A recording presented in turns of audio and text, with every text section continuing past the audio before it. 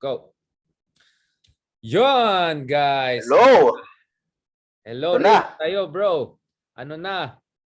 Ano na? Made, Ito na. made in Malacanang. Ito Ano na sabi mo? Made in talaga. ano?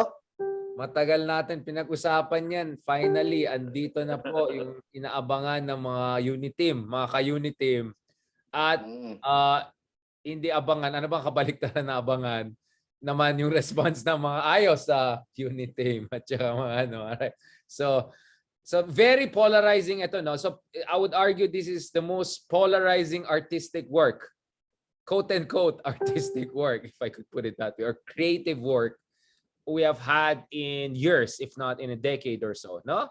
I mean, grabe, no? The level of discussion, the level of reaction, negative, positive, whatever it has, created, no, and triggered. Yes, bro. May gusto lang din akong Go before lang. we start yung ating review sa Maid in Malacanang. Maski for your audience na din, na live na nakikinig. When you refer, pag pinag-uusapan natin itong movie sa Maid in Malacanang about the martial law years, tapos di ba, yung mga loyalista, di ba? I think it is better not to refer to them as a unit team eh. Iwalay natin. Kasi maniwala kayo sa akin, marami sa unit team na bumoto ng unit team ayaw naman kay Ferdinand Marcos Sr. Right. Diba? Pero some of them, they just don't like yung kasama dyan si alternative Uson, siguro. Diba? Mocha Uson, right? Hindi, Mocha Uson was with Isko eh. I mean, nasa unit team, yung bumoto kay Marcos Sara nung last election. So sa akin, yun yung isang important point ko kaagad eh. Na when we are talking about Marcos Sr., wag mong ihahalo doon sa politics ng ngayon kasi even Duterte's mom, President Duterte's mom was on the side of Cory nung 1980s, right. 'Di ba? So I think or even the Binays, right, who were supposedly the enemies of the Dilaw before, actually were also very strongly involved in the anti-Marcos movement. And speaking of that, Nancy Binay, di Nancy Pelosi. Nancy Binay. Right? We have been talking about Nancy Pelosi. Ito na talaga. Saka ka Nancy Pelosi, si Nancy Binay po. Binay, nagsalita na din. So, ano mo sinabi niya, Richard? Ito na, nilabas ko yung statement. Ito na, Zadi na tayo. Lagay ko yung glasses ko. So my statement naman si Senator Nancy Binay. Again, hindi ito Congresswoman Nancy Pelosi. Sabi niya, well-meaning friends have brought to our attention pictures supposedly coming from the film Maid in Malacanang, which are now trending in social media. The pictures depict the late Corazon Aquino together with some religious sisters. The nuns are not wearing our brown religious habit, but if these pictures are portraying the events of the February 1986, then the allusion to the Carmelite order in Cebu is too obvious for anyone not to see. So obviously, yung mga nagsabi, ay walang politika yan, ano lang, innocent yung movie na yan, get out of here. Sabi ni Nancy Binay, let be known that no one responsible for the production of the movie came to us to, oh shoot, sorry, is this from Nancy Binay? I think shinare ni Nancy Binay, right? Shinare ni Nancy. In solidarity with the Carmelite solidarity, sorry. Okay, let me correct myself. So, kasi biglang nakita ko dito signed by Mary Melanie Costilas, right? Sorry. So my apologies. This was shared. So it was still in solidarity, diba? So this is not her statement per se, but clearly this is in solidarity. So by the way, this is the caption of Senator Nancy Binay. Imaginary events can never be history, right? So imaginary events, Marites events. Historical trueness will always prevail over historical fiction. The path to healing, I love this part. The path to healing a nation begins at truth-telling. So you don't unify a country by making more lies or intensifying lies or distorting truth. So again, I'm sorry about that. My apologies. Sa kaka Nancy Pelosi, medyo na tayo dito sa na. So sorry again. Nancy Binay, this is her statement before she shared that statement by the Carmelite sisters. So again, imaginary events can never be history. In short, hindi po dismiss ang kasaysayan. Historical trueness, meaning correctness, based on facts, evidence, will always prevail over historical fiction. Or rather, should always prevail. Unfortunately, it doesn't always prevail, as we can clearly see, diba? The path to healing a nation, I like this part, begins at truth telling. So, kung gusto mo ng unity, you don't create unity by adding more lies or pangbabastos sa katotohanan. And then, sorry, she shared, again, my apologies again, she shared this statement by the Carmelite sisters. Again, so they were talking about the scene dun sa, again, spoiler alert, wala, na-spoil na rin nila. So, kasi minention na rin Hindi, nila. nasa trailer naman yun. Nasa trailer So, na yun. hindi, pero yun, ang point ko dito, ang siguro kung mayroon ako ding reaction doon sa sinabi ni Nancy, if there's one thing the kakampings can get from doon sa sinabi niya, sa akin, to defend yung what really happened during martial law, the kakampings can't do it alone. Yeah. The Liberal Party cannot do it alone. You need the Be Nice.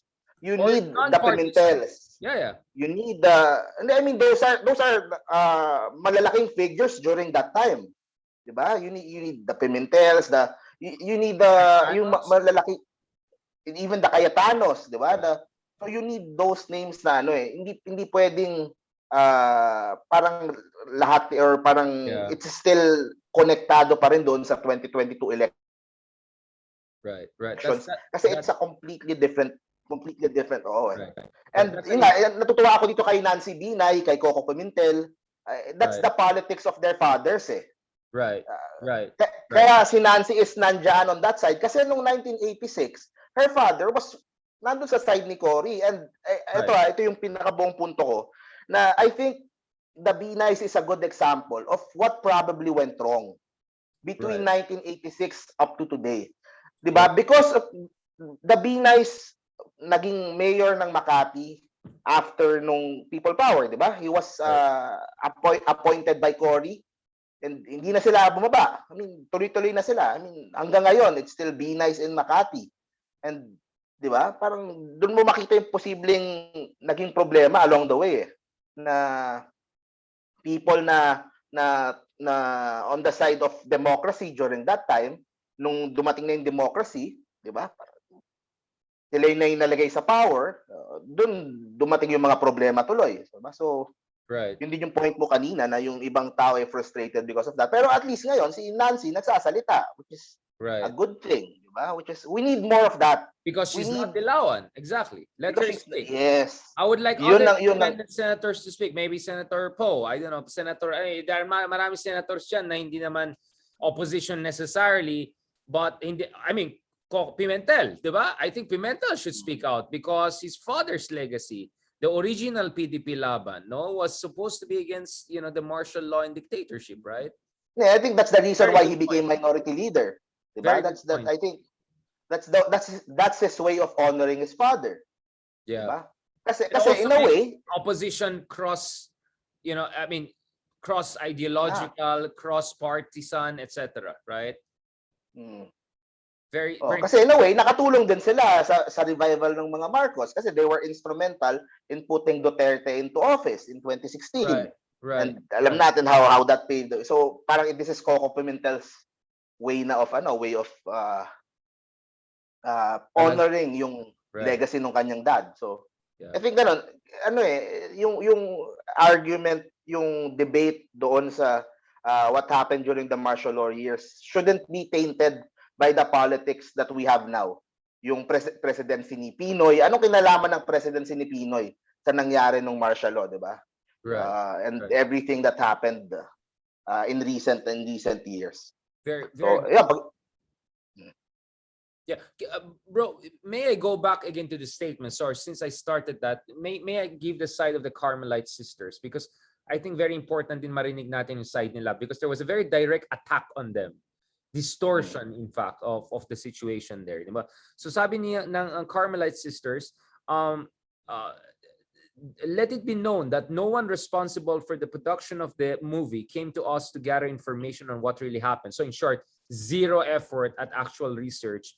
Any serious scriptwriter or movie director could have shown such elementary diligence before making such movie. After all, many of those nuns in Carmelite Monastery of Cebu, 1986, are still very much alive and mentally alert. Therefore, nasasaktan sila when they see na binabastos sila ng ganito, na they're being shown this way, right? Among them is is Mary Aimee Ataviado, who was the superior at the time. So the attempt to distort history. So this is beyond revisionism. Iba kasing revisionism, boy. Revisionism is ganito, pare. Parang akala natin yung Second World War ay nagsimula dahil ito yung ginawa ng Germany. Then a new evidence comes and shows that actually hindi. At nangyari yan because Russia, based on this evidence, actually started the war. That's historical revisionism. It could be actually academically valid. Distortion is to deny that Second World War happened or that there was a Holocaust to begin with. That's denialism. Two very different things. And definitely distortion and denialism is way worse than revisionism, including some sort of very questionable revisionism. And as I said, in some cases, revisionism have a basis. Now, the attempt to distort history is reprehensible. Depicting the nuns as playing mahjong with Cory Aquino is malicious. Yan, malisyoso daw yung scene na yan. It would suggest that while the fate of the country was in peril, and nasa panganib po yung buong bansa, we could afford to leisurely play games. So medyo bastusan na yan. Parang ganun yung sinasabi. The truth was that we were then praying, not playing mahjong, but praying, fasting, and making other forms of sacrifices for peace in this country and for the people's choice to prevail. While in our prayer, we were constantly in fear that the military would come to know of our whereabouts, of the whereabouts of Miss Cory Aquino, and would soon be knocking at the monastery's door. We knew the dangers of allowing Miss Aquino to hide in the monastery, but we also prayerfully discerned that the risk was worth it as our contribution to put an end to a dictatorial regime. Indeed, we were ready to defend her at all costs. So in short, they were not playing mahjong. That's very rude. That's very much a distortion. They were praying and they were scared because andyan pa rin yung dictatorship. There were still members of the military who were aligned to the dictator until the very last moment, right? So you'll see that in the movie towards the end. Paano sila nakatakas? Paano sila nakalabas ng bansa? Siyempre, may tumulong na military, may chopper, etc. At coordinated din yan sa Amerika. All right. So I think it's important. That's a very good start we had, no, in a way of making sure. So ito na, spoiler alert or not, these statements are out kasi some people have been very offended, including people that are still alive. And when they see this, malaking kabastusan sa kanila yan. And this is an insult to the memory of real people who prayed and fasted and sacrificed for end of a dictatorship. Again, none of this will justify yung kapalpakan na nangyari after Marcos. Ibang usapan na po yan. We're talking about the events that in the run-up to the collapse of the dictatorship. Can we be clear about that? Okay, bro. Balikan natin ngayon. So sorry. No, I'm not sorry. I just felt it's important we have that very strong premising of our discussion today. Now, going back to this, bro, ganito. So, napanood mo yung movie. What were you expecting and what did you get out of the movie? Parang Shopee, yung in-order mo siya Shopee, yung dumating sa Shopee, parang ganun, all right? Can you give us a general impression? I was expecting a very pro-Marcos movie. Was expecting parang they want to plant an idea kung ano yung gusto nilang isipin ng tao about dun sa people power na yon. And ako, I said in my movie review na I expected them to do that and nagawa nila yon. Nagawa nila yung gusto nilang gawin. I mean they were able to do it. And I actually enjoyed watching the movie.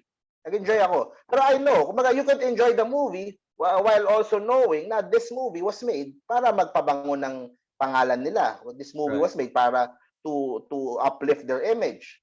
Siguro nakadagdag din yon kasi sa excitement ko, what will they do next? Ano kaya ang sasabihin nila how will they justify na ganito? How will they justify yung ousting of Ferdinand na mali yung tao for trying to oust him? So siguro that added na din sa excitement ko while watching the movie, and nakatulong din yung mga comedic relief ng mga yaya, ng mga beats. The comic relief was really you could see, they were really juicing that out, no? Whenever medyo maging intense, they'll bring that in. But bro, let me slightly disagree with you on that in a sense that actually I was expecting the movie to talk about ganito sa panahon ni Marcos, golden era, napakaganda yung infrastruktura, napakaganda yung bayan, lahat may Nutriban, lahat may bigas, lahat mayaman, lahat. Yung ayun sa yung ganon, wala naman masyado. Hindi ba that's too much eh? Okay, so Kumbaga, in a in way, fairness, subtle. Mas subtle siya. Kasi I was expecting Oo. ganun eh. Na all the way na sabihin nila, golden era, Marcos did this, Marcos saved the country, Marcos blah, blah, blah. Hindi. Actually, pinakita si Marcos, frail, fragile. But sick, they have to murder. make it they have to make it mas realistic kuno or as realistic as possible Or subtle. Yeah. subtle. Kaya kung pansinin mo, yung sa review ko, kalahati yung movie. The first half, walang anything na propaganda or it's all tension. Yes. It's all tension. And very personal, very human. Very personal. So Very it draws you in muna. Yung iba nga daw naiiyak, meron nga daw iba naiiyak. Si Makoy pinapagalitan si Bongit, si Bongbong, 'di ba? Si Aimee napaparanoid na. Ganon. So yung first half of the movie was that. Parang tension muna, parang nakaka-relate ka if sa family mo kunyari nangyari 'yon, 'di ba? Parang makaka-relate ka na. The second half of the movie, doon na nila pinasok lahat ng mga gusto nilang mga ideas that they wanted to tell the audience. Right. Na 'di ba Marcos nga spoiler no, mapa-flag ka na naman nila ano. 'Di ba Marcos said to Irene bakit siya tingin niya na gusto siyang tanggalin ng mga elitista na 'yan, parang ganoon. So the second half ng movie doon na pati yung part nung kay Robin Padilla, doon na pati yung part nung doon na the Marcos is the greatest president. Yung second half doon na pumasok. Yeah, I was by the way, nakikiramay po tayo sa pamilya ng may namatay na po, pumanaw na po si Cherry Hill. Nakita mo yung news, bro? Wow, no, naulang. Ngayon ko lang nakita. So condolences po. Sorry, Eigenman. Oh, okay. So yeah, sa Eigenman family and all our nakikiramay tayo, our condolences. Okay, we can discuss these things now. Going back again to Maid in Malacanang. Yes, you're right. It was not a parang screaming propaganda, but it was more like a subtle humanization. And the thing is, parang mukhang biktima pa ang mga Marcoses dyan sa movie na yan. Parang sila pa yung kawawa, sila pa yung besieged, sila pa yung tinatraidor, sila pa yung inaapi. Parang ganun ang labas, di ba? Again, spoiler alert, but you know, let's be honest. That's how essentially they were trying to portray it, no? True. Kaya yun nga. Ang di ko inaasahan was kung gaano siya masyadong sumentro kay Aimee. Yeah, medyo next level. Yun ang I didn't expect. But I knew I knew that parang siya yung main creative doon, pero talagang she was the lead character doon sa movie. Siya talagang leader doon sa movie na yan. Oo. Lead again. Doon ako I was surprised to see that. I was surprised hindi ko nakita yan. But anyway, kaya nga yung joke is dapat in Malacanang hindi. Anyway, there were also scenes involving the current president, right, etc. That I think was historically quite accurate. No, in fairness, and I was surprised. Like, wow, that's quite an honest thing because it drives with the historical documentation we have, diba? It makes the film more kasi if you're willing to show yung mga vulnerable side, vulnerable mo, diba? Then the more people will sympathize with you and will connect with you. And diba? Malamang nasasabi to ng totoo. Diba? Hindi naman kami malamang kasi right. hindi nila tinago. So malamang yung sinabi din nila the rest of the movie, malamang baka totoo rin. So may ganun may ganung factor. And you know, you can argue that's how fake news or disinformation works, right? It has grains of truth sprinkled all over a much more questionable premise, right? Again, this is what critics would say. But as I said, there were scenes that were very interesting and all. But as I said, walang konteksto at all in terms of bakit may people power. And then I was also a little bit surprised na the way talaga na pinakita yung mga people power activists, protesters, parang mob ang pinakita sa kanila, no? Na parang talagang ito yung mga unthinking mob, anarchists, anarchists, rebelde, you know, parang ganun eh. And of course, we know the truth is almost the opposite of that. So I don't know. I mean, that was also parang suddenly that's the part na parang may declaration of war na, di ba?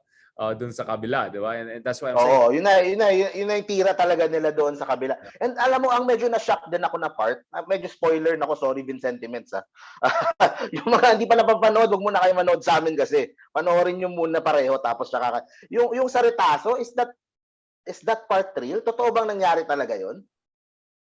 Yun ang medyo drama, yun ang, ha? Which part, sorry?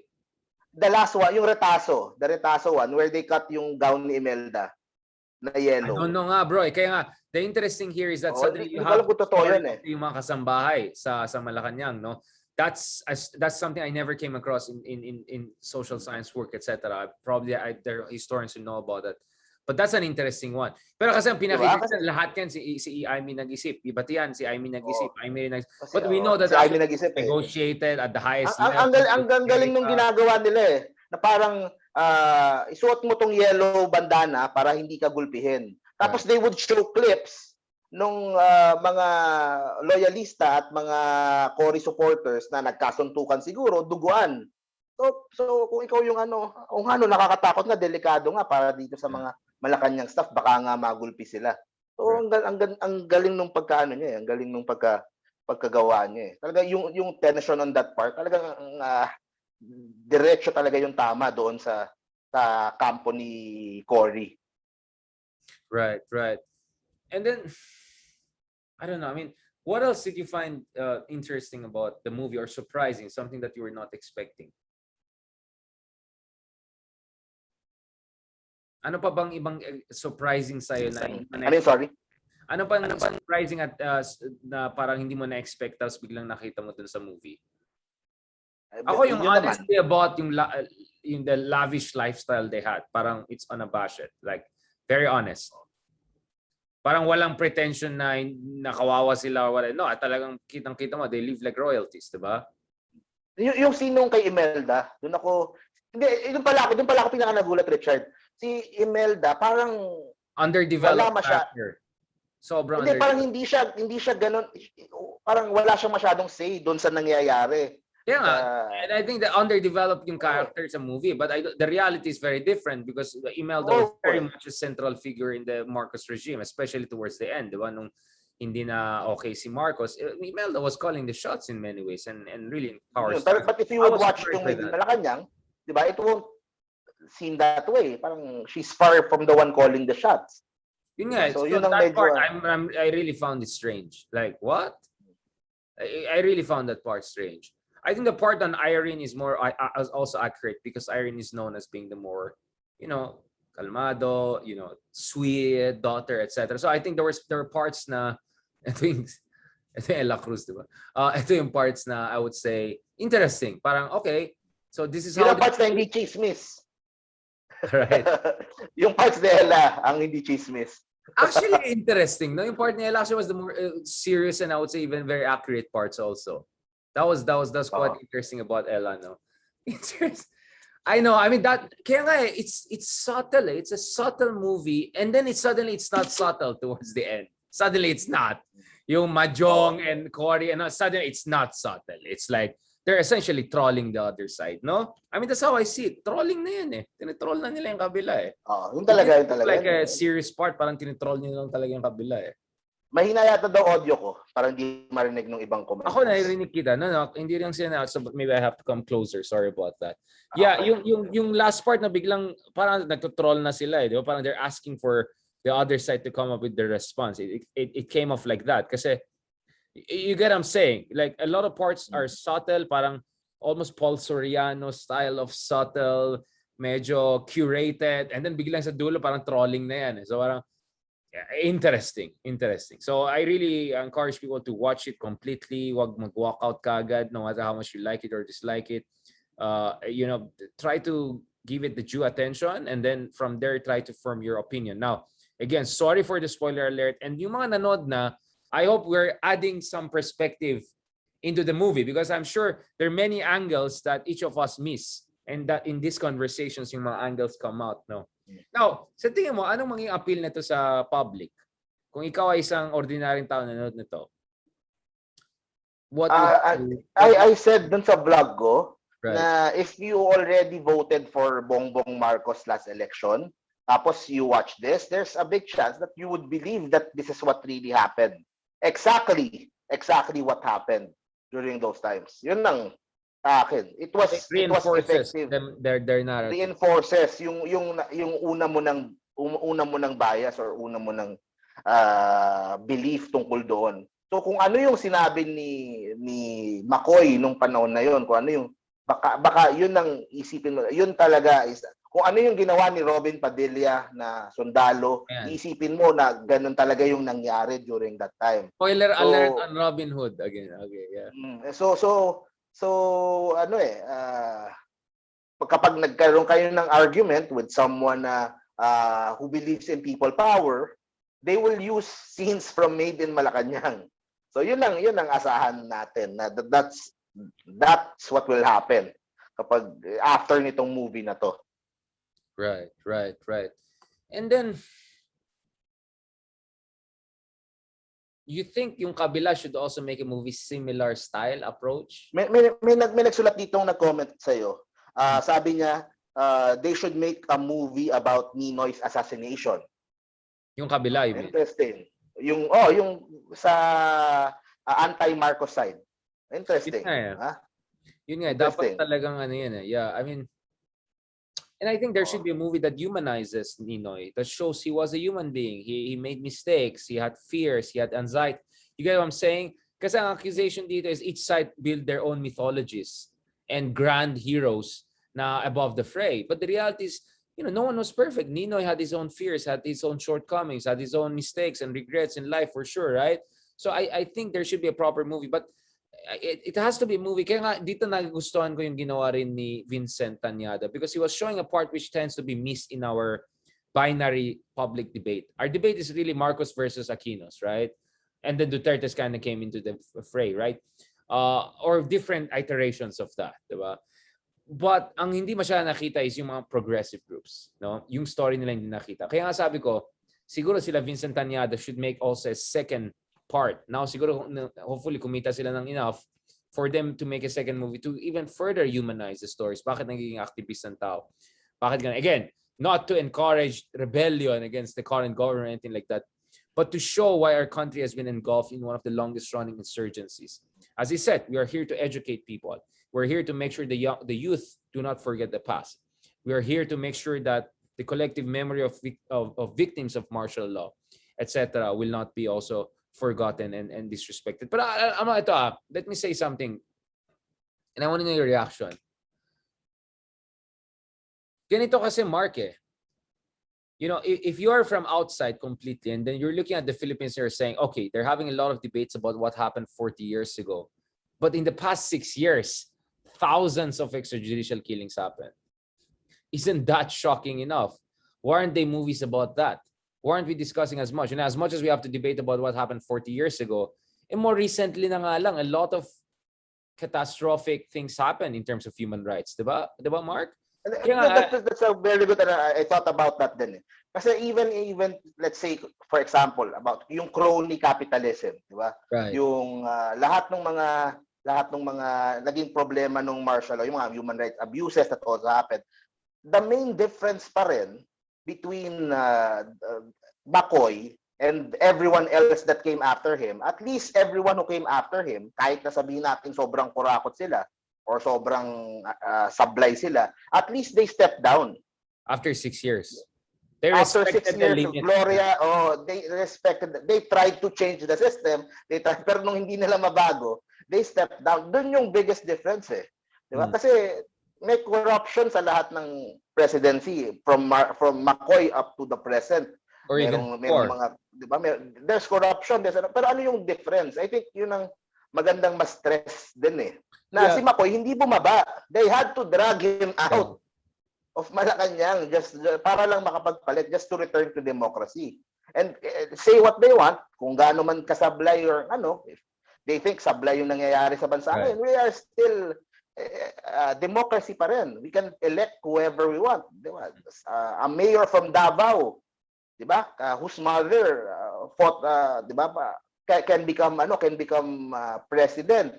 So kumbaga, yun ang magandang stress it's still democracy pa rin. That was the gift ng people power. And Right. yun yung part na yun ang medyo na miss out doon sa I appreciate that, and I think that's a valid point.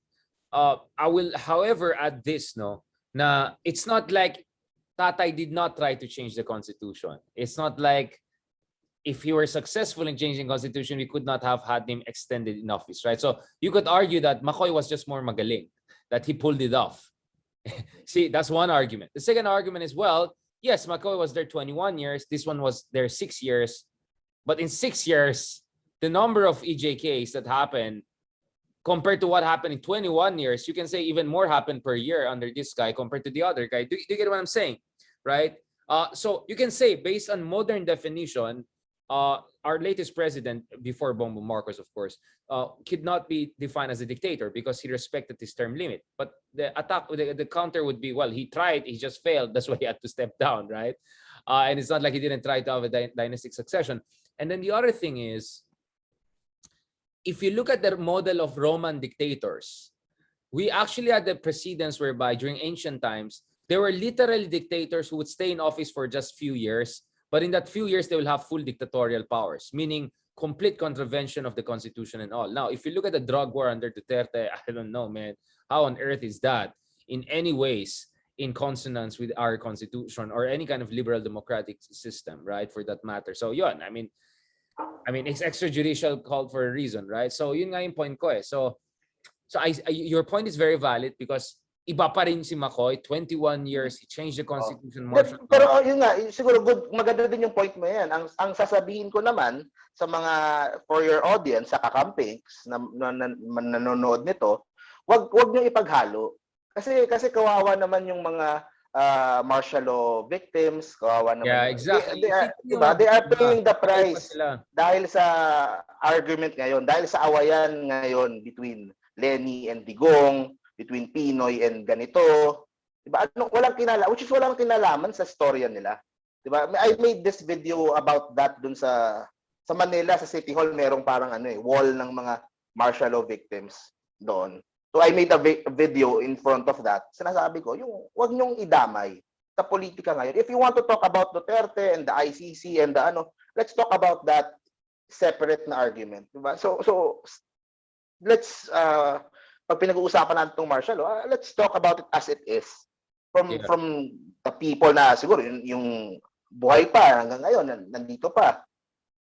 People who fought alongside Cory. Right. People who fought alongside Marcos. Yun eh. Kasi ako in the last few weeks, I was able to, ito hindi ko nakwento sa vlog ko, nakasama ko si Crisologo. Si Bing Bong. Diba? So iba din yung kwento niya. Right. From yung mga allies ni Marcos during that time. So, I found it really interesting then from their perspective. Ganun. So, hiwalay dapat eh. Hiwalay yung pag-uusap regarding sa martial law. As respeto na lang din dun sa mga talagang naging biktima. Yeah, kasi if you put we can debate about in the picture. Yeah, we can debate about labels, but we cannot debate away real suffering of real people are still among us, a lot of them, di ba? Totoo. And then, if you put in Duterte in the martial law argument, di ba? Duterte is still very high sa kanyang popularity ratings. Tapos yung nanay naman ni Duterte is yellow, is side ni Cory. Di ba? So it's better not na wag na ihalo yung was popular also at some point. I mean, Mussolini was popular at some point. That doesn't say that something didn't happen, right? Like you can have 100% popularity, but if EJK happened, EJK happened. I mean, do you get what I'm saying? That's why I don't buy the popularity game. Dapat hiwalay siya i-discuss. Kasi wala naman din talagang connection. Wala namang connection. Wala connection sa popular ka, so what? Does that mean walang connection yung nangyari nung martial law, kung ano mang nagawa ni Duterte during his term. Right. Presidency is about competence. It's about respecting the bounds of law. It's not about popularity game. Ano tayo? Wow, we should. Ano tayo dito? Noontime show? I mean, come on. Okay, no offense to... Sorry for that name drop. I mean, I meant it in a generic, archetypical term, not necessarily the show. But anyway, moving on. Ito na naman tayo. All right, I think we have discussed a lot. No? Kasi parang we talk more, maging spoiler overwhelmed na yung mga tao. So let's keep it there. I really appreciate it. Are there some final comments you want to give, bro, before we close in this number 46 episode? Pang ilang episode na yan? Medyo mid-40s na tayo. Mga 45 na ata to. Something like that. Pag 50 na, you have to do some party or something. All right. Siguro the same message that I gave at the start of this podcast. Right. Yung the fight for the truth nung martial law nung 70s and 80s is not exclusive to kakampings. Diba? It includes mga Binays, it includes mga Pimentels, mga Cayetanos, and even marami doon sa Unity team who voted for Bongbong Marcos na baka ayaw lang yung mga ibang kandidato. Right. So sa akin, it should be a separate discussion. And that's an in as much as iniisip natin na hindi wala dapat debate sa mga nangyari ng panahon na there is a debate. Majority of Filipinos don't believe that people power is a good thing. It's hard kundi man majority, basta malaki, basta a huge part. Yeah. A huge part of the country doesn't believe that people power. I would say more thing. like there's just a lot of disappointment and frustration. I wouldn't go that far. It's like umasa ka, pinaasan tao, and then so much didn't work and dysfunctional and napagod ang tao. In a way, I see both President Duterte's presidency and his popularity at the same time Bongbong's presidency as a protest vote against 3 years of dysfunctional democracy and yung mga unmet expectations. But I think over time na naman magsasoften naman mga views and angers ng tao dun sa mga yellow movement and all. I think this is more for now. But in the meantime, opposition has to come up with a compelling narrative if they want to keep their, themselves relevant in the hearts and minds of people, if not win their hearts and minds, no? And last point ko, ito, siguro sabihin ko na din, para sa nanonood na, last na lang. Bam Aquino should be very vocal, should be at the forefront. He should defend yung legacy ng kanyang tita, ng kanyang tito. I always say this sa vlog ko, I'm really hard on Bam. Pero kaya nga nagsasalita siya. He got his political career dahil madali siyang naging senador dahil siya ay isang Aquino, dahil kamukha niya si Ninoy, di ba? Yeah. Ngayong panahon that may glasses and all, ngayong panahon that they are being attacked, inaatake si Cory, inaatake si Ninoy, he should be the one most vocal. So, how do you expect other people to defend the honor of your family kung ikaw mismo na kapamilya nila ay hindi nagsasalita? So, yun ang aking mensahe kay Senator Bam Aquino. So, ayun. Okay, let me give a counter argument to that. What if the counter argument is that, but isn't that the point of the 2022 elections? Now, maybe it's better the baton is passed to someone else, because once the Aquinos themselves get involved, then you're giving more ammunition to the opposition. Didn't you yourself said let the Binays and Cayetanos and others and co-mentals get involved? I don't know. I'm just saying maybe that's the reason why. It's not totoo naman. Totoo sinabi mo. Kaya ang lalabanan ni Baka mag-blow back Baka hindi siya makikialam. Ito, suggestion ko lang to. Wala naman this siyang... is good. I like this discussion because we have to have this discussion. This is very important. Yes, bro. Thank you for raising this. Maraming salamat. Sa opinion ko, wag siya masyadong makialam sa presidency ni Bongbong Marcos. Let him run the country. Let the opposition criticize o kung ano man. Let the current opposition criticize kung ano man. Right. And just focus on defending the legacy of Ninoy and Cory. Yun lang.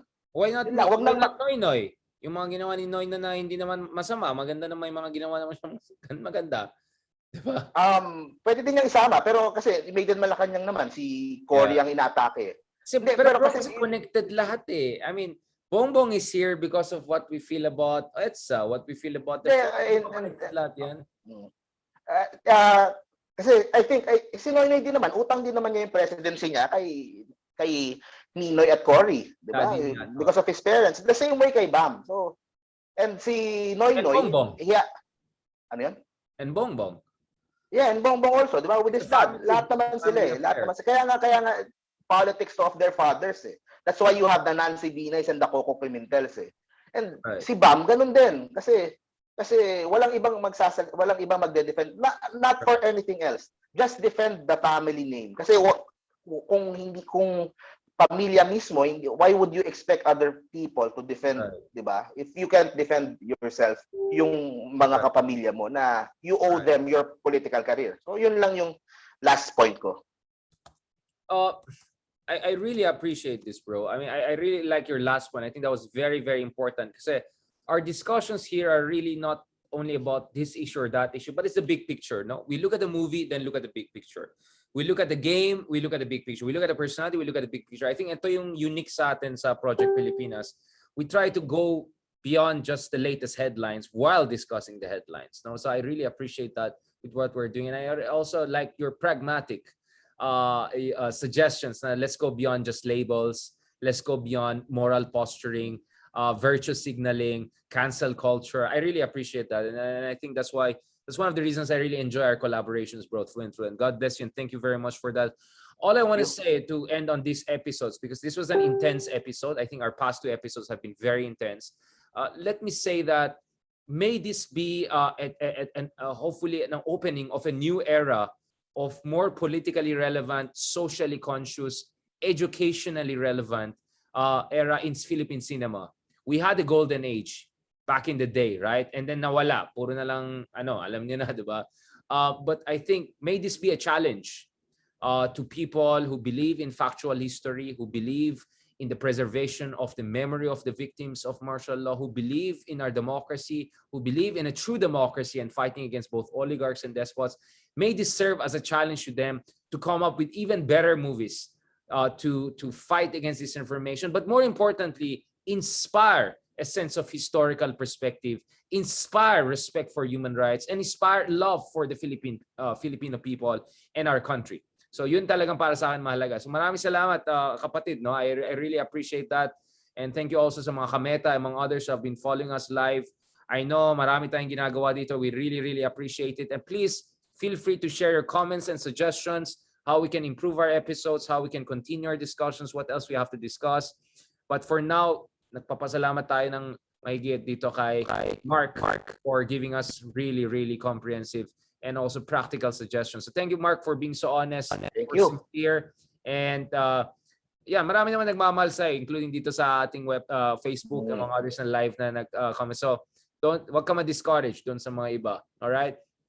But also, as Nancy says, be nice. All right? Be nice. Okay. Maraming salamat. Thank you very much, bro. Maraming salamat sa Project Pilipinas people. Please continue to support us, like us, give us 5-star. Please over Spotify. Libre lang yung star na yan. Spotify. Yan. Yun lang please para ang aim namin umabot ng 1,000 ratings para medyo high level na tayo. Alright? So please add us, Project Pilipinas. Alright? Please add, support us. Just give us stars. Just watch us. Just give us some chance para tuloy-tuloy itong efforts natin. Nag-effort kami, nag-update kami, etc. Yan. So yung mga previous episodes namin, meron pa tayong mga discussions kay may Kibuloy pa dito, may Abe, may yung ibang Abe, a lot. May ghosting bill na pinag-usapan. We discuss everything under the sun. We have great people who are our guests, si Leloy in the past, number of candidates, presidential candidates, senatorial candidates. Some of them have won office. They're now there. So shout out naman dyan sa mga interview namin na senator na yung isa na. Alright. Ayan na, baka naman. Hello naman daw. Thank you very much. Salamat and God bless.